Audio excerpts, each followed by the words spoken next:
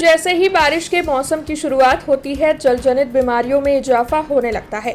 वडोदरा में तो अभी पहली ही बारिश बरसी है कि जलजनित बीमारियों के केस बढ़ते जा रहे हैं। वडोदरा के कारेलीबाग इलाके में चेपी रोग अस्पताल मौजूद है, जहां पर सर्दी, जुकाम, बुखार, कोलेरा, मलेरिया, टाइफाइड से जुड़े हुए कई मामले सामने आ रहे हैं। दिन प्रतिदिन ऐसी बीमारियों से जुड़े हुए मरीजों की तादाद बढ़ती जा रही है। ऐसे में चेपी रोग अस्पताल के डॉक्टर की ओर से बारिश के इस मौसम में लोगों को अपना ख्याल किस तरीके से रखना है और इन बीमारियों से खुद को कैसे बचाना है, इस बारे में ज़्यादा जानकारी दी गई है। जो आमां एवुं छे, दर वर्षे वरसाद पड़े एटले खाड़ा खाबोचियामां पाणी भराय एटले एमां जे गंदू पाणी होय, जो ए नजीकमां कोई पाइपलाइन लीकेज होय तो एनी साथे मिक्स थाय अने एना कारणे पाणीजन्य रोगो थाय।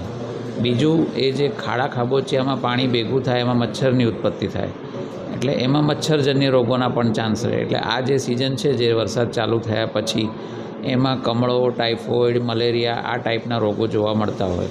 ચાલુ વર્ષે પણ એ જ પ્રકારના રોગો જોવા મળી રહ્યા છે। આપણે ત્યાં ઓપીડીમાં લગભગ 100થી 125 પેશન્ટ દરરોજ આવે।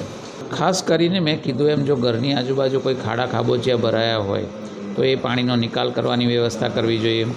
બહાર જે ખુલ્લામાં ખાદ્ય પદાર્થો વેચાતા હોય તો એ બને ત્યાં સુધી ટાળવા જોઈએ અને ખાદ્ય પદાર્થોની સાથે જે પાણી ત્યાં રાખતા હોય એ લોકો, જો એ પૂરતા પ્રમાણમાં સ્વચ્છ ના હોય તો એનાથી પણ રોગ થવાના શક્યતા રહે। એટલે બને તો એવું પાણી ટાળવું જોઈએ।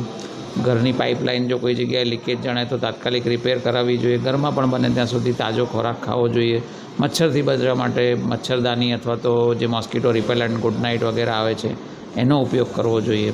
हमसे जुड़े रहने के लिए हमारे YouTube चैनल को सब्सक्राइब करें और नई वीडियो की नोटिफिकेशन के लिए बेल आइकॉन को दबाएं।